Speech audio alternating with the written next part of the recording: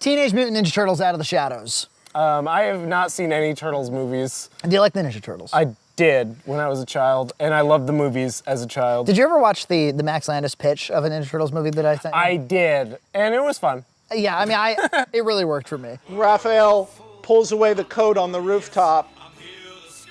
She's a fucking turtle. She wakes up, looks at him. They do the hands again, but now the hands fit. There are some great stories that could be told with the Turtles.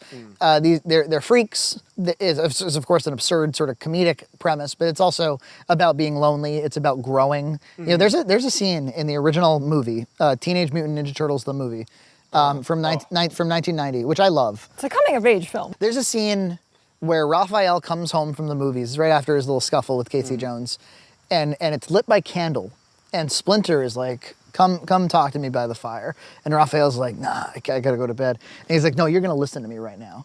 And he talks to him as a father to his son going, I know what it feels like to grow up. I know how angry you must be, but we're here for you.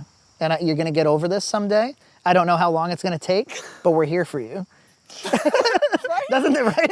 I am here, my son. Well, There is nothing remotely close to that. This is the thing.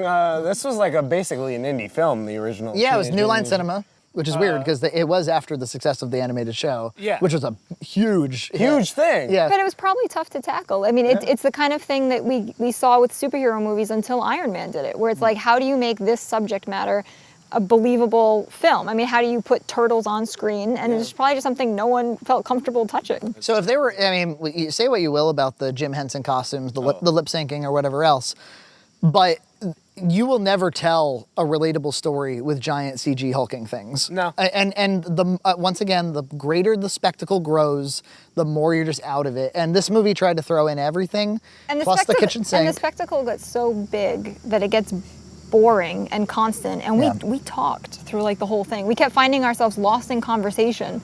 There was nobody in the theater before before you take a shit. No. Because I know how precious you are, you museum curators. So what you're saying, it wasn't a very popular film.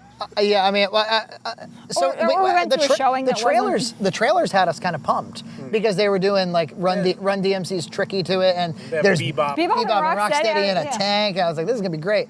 It ended up the foundational problem with it, to quote Adam Carolla,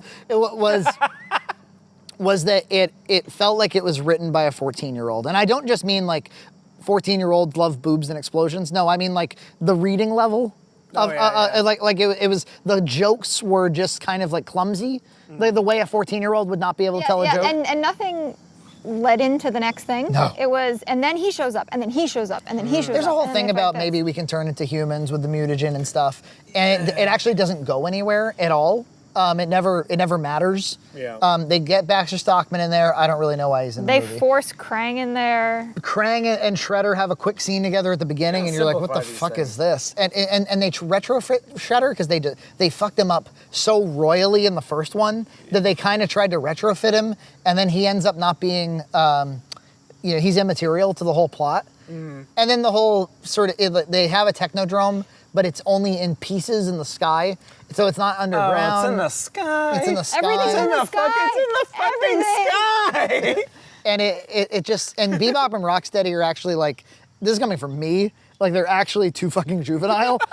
Because their ass cracks are hanging out and they're farting. Oh, no. and they're like bumping bellies and stuff. And I'm like, what the hell is all this? Oh, and Casey Jones was... This is why I'm saying, let's leave these children out sometimes, okay? Casey Jones was messed up almost to Lex Luthor levels in terms of like, he's actually a cop in the movie. He's like a cop. The opposite of what he was. He's supposed to be like a weird vigilante, like... And we walked away just being like, well, that will never be repaired. Yeah. And then comparing that to the Max Landis pitch, which was about each turtle pursuing something individual. That really called something back to that first movie and growing up and being a teenager and being brothers and being family and like, what does this mean? I don't think it even really successfully sold Pizza Hut. Oh man. You know, like remember, I think you know what successfully sold Pizza Hut to me? The game. The original NES game. yeah, me too. I think Pizza Hut must have an overall deal with Ninja Turtles because even in this first Michael Bay movie, there's a scene where like they get Pizza Hut and they're in New York and I'm like, you get like Pizza Hut pizza? Even though the pizza from the other Turtles movies is clearly not Pizza Hut pizza. It's New York giant slice, delicious looking pizza. So it was horrible and I'm really bummed about it because I want to see some great Turtles content.